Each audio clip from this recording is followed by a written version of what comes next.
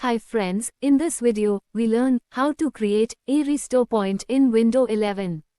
Before that, do you know what is restore or backup point in your PC, or how can you protect your data from OS corrupt or any other contingency?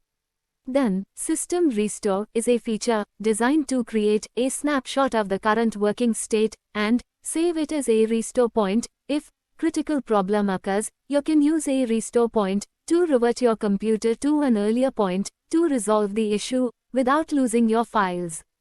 To create restore point, first of all, click on search box, then type restore point.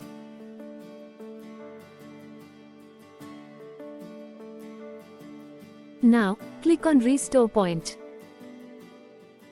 Now, we are here. Next, click on System Protection and then on C drive. Now, click on Create, then type the name as you wish.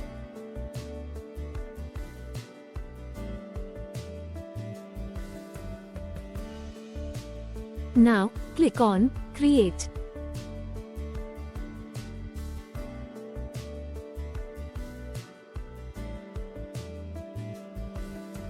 Restore point created successfully. To check restore point, click on C drive, then click on System Restore.